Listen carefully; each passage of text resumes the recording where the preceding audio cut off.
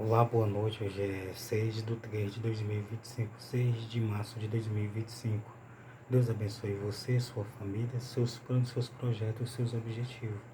Que Deus lhe dê força, vigor, coragem e disposição. Que Deus lhe dê sabedoria, inteligência e discernimento espiritual. E que o Espírito Santo fale ao seu coração em nome do Senhor Jesus Cristo. Então, uma coisa eu digo, o rei Senaqueribe estava achando que Deus estava de acordo com ele, em primeiro lugar. E ele achou que Deus estava com ele achou que Ezequias tinha errado e o povo tinha errado, como Osés tinha errado e o povo tinha errado. Isso a gente vê através das entrelinhas do versículo.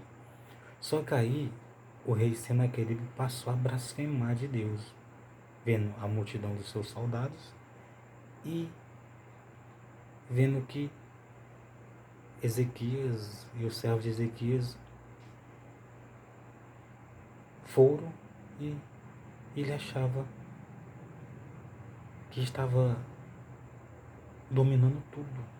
Ele achava que tudo estava na mão deles. Aí foi onde ele se enganou. Então ele foi se enganando, se enganando. Ele já sabia que Deus não estava a favor dele fazer isto. E ele foi se enganando e achando que Deus queria que ele fizesse. E ele passou a blasfemar e passou a se levantar contra Deus. E passou a blasfemar contra ele. Isso não foi bom para ele. Então às vezes o ser humano blasfema contra Deus, blasfema contra as pessoas que creem em Deus, que são servos de Deus, que faz a vontade de Deus. E às vezes a pessoa também blasfema contra o Espírito Santo. É algo terrível blasfemar contra o Espírito Santo. Jesus disse que aquele que blasfema contra o Espírito Santo não há perdão. Então, não blasfeme contra o Espírito Santo. Então, Antigo Testamento, parte 2228. Então, aquele desejo, o que você deseja para você, deseja para o seu próximo. E o que você deseja de um ruim para o seu próximo, não vai ser bom. Aquilo que você deseja, que você quer que aconteça com o seu próximo de ruim, aquilo que você faz contra o seu próximo de ruim, não vai ser bom de maneira alguma para a sua vida. Você pode até prevalecer aqui na terra, mas eternamente você não prevalece. Você perde a vida eterna se você fizer isso. Então eu lhe aconselho, siga os ensinamentos do Senhor Jesus Cristo e você será salvo. Então 2 Reis 19, versículo 1. Isso se você quiser e se você crer. Se você não quiser e se você não crer, aí você faz aquilo que você quer fazer. Faça a sua vontade. Se você não quer fazer a vontade de Deus e de Jesus, se você não crê nas palavras de Deus, então crê no que você quiser crer. Faça o que você quiser fazer, se você não quiser fazer a vontade de Deus. Faz o que tu tem, faz o que tem no teu coração. Faz o que tu quer. Se você não quer fazer a vontade de Deus. Mas uma coisa eu digo, se você fizer a vontade de Deus, você vai ser salvo. Você não vai ser condenado. E tem coisas que se você fizer que é contrário à vontade de Deus, você pode se dar mal. Perder a vida, perder a liberdade, perder a saúde, a paz, a alegria, o sossego. Então, fazer a vontade de Deus é melhor. Então, 2 Reis 19, versículo 1. Ezequias ora na casa do Senhor, o Senhor Deus. E aconteceu que Ezequias, tendo ouvido, rasgou as suas vestes e se cobriu de pano de saco, e entrou na casa do Senhor. Então, quando Ezequias soube as palavras que o rei tinha dito, então ele rasgou as vestes e se cobriu de pano de saco, e entrou na casa do Senhor. Porque não era uma situação simples, uma situação favorável, uma situação agradável. Era uma situação ruim.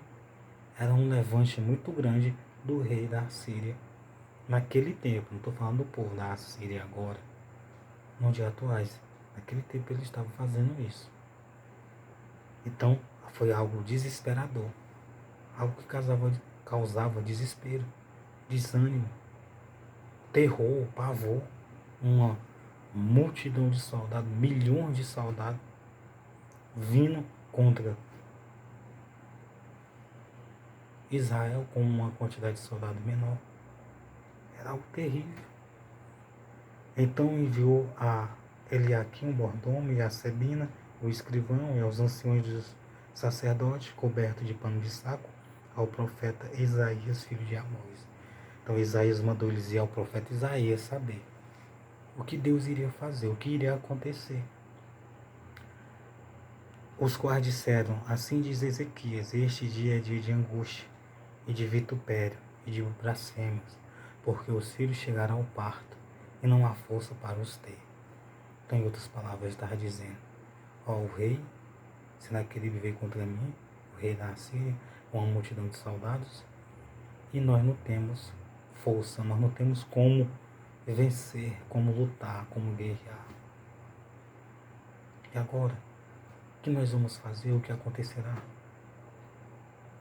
Bem pode ser, no versículo 4, que o Senhor teu Deus ouça todas as palavras de Rabsaque, a quem enviou o seu Senhor, o rei da Assíria, para afrontar o Deus vivo e para vituperá-lo, com as palavras que o Senhor teu Deus tem ouvido. Fazei, pois, oração pelo resto que se acha.